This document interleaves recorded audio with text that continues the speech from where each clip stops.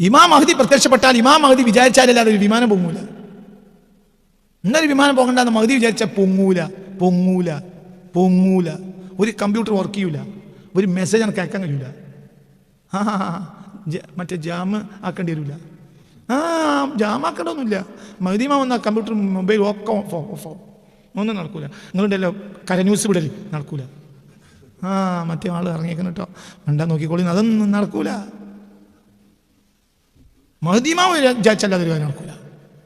എൻ്റെ അങ്ങനത്തെയാണ് ചന്ദ്രപ്രത്യോടെ ബാക്കിയല്ല ഫോട്ടോസ്റ്റാറ്റ് അല്ലേ വലിയ.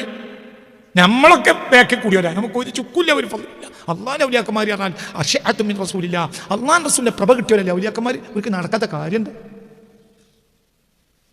വിമാനം ഒരു വലിയ CM വലിയുള്ള നിയന്ത്രിച്ചു എന്ന് പറഞ്ഞപ്പോൾ എന്തൊക്കെ പൊല്ലാപ്പുണ്ടാക്കിയത്, എന്തായാലും തല്ലാക്കുണ്ടാകാൻ ആവശ്യമുണ്ട്? ഇതൊന്നും വിഷയം എന്ത് താമ്പാളക്കണ്ടല്ലടാ എൻ്റെ വിമാനം. അള്ളാഹു ഖാദിറാണ് എന്തിനും. അപ്പൊ സാധാരണ നടക്കുന്ന കാര്യം മാത്രമേ ചില മുസ്ലിമീങ്ങൾ അംഗീകരിക്കുള്ളൂ. അവരെ ഉള്ളിൽ എന്തായിരിക്കും? കുഫ്ർ, പക്ക കുഫ്രായിരിക്കും. മുഅ്മിനോ എന്തോ ആയിരിക്കും.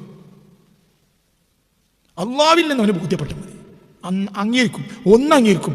ഞാൻ അള്ളാഹിന്റെ ഔലിയാക്കന്മാർക്കും അമ്പിയാക്കന്മാർക്കും നടക്കാത്തൊരു കാര്യം ഇല്ലാന്നെങ്കിലും അംഗീകരിക്കും. അത് അംഗീകരിച്ചാളാം, അത്ര മതി. മറ്റൊരു ഇത് അംഗീകരിക്കും. ഏറ്റവും ചുരുങ്ങിയത് വിമാനം CM നിയന്ത്രിച്ചോന്നൊന്നും എനിക്കറിയില്ല. പക്ഷേ CMനും ഒരു വിമാനം എന്നല്ല, ഈ ദുനിയാവിലെ എല്ലാ വിമാനവും നിയന്ത്രിക്കാനും അള്ളാഹു തആല തൗഫീഖ് കൊടുത്ത വ്യക്തി ആയിരിക്കാം അത്. കാരണം അള്ളാഹിന്റെ ഔലിയാക്കൽപ്പെട്ട ഒരു വ്യക്തിയാണ്, ലോകം മുഴുവൻ പറഞ്ഞ് മഹാനാണത് എന്ന്. അപ്പം ഇതന്നെ. അപ്പം ഇവിടെ നമ്മളില്ല, ഇവിടെ മനുഷ്യന്മാർ അണ്ടിയാണ്, മുസ്ലിമുകൾ അണ്ടിയാണ്. ആദിയായ കാര്യങ്ങളെ മാത്രമേ അവർ അംഗീകരിക്കുള്ളൂ. അവരുള്ളിൽ കാഫറായിരിക്കും.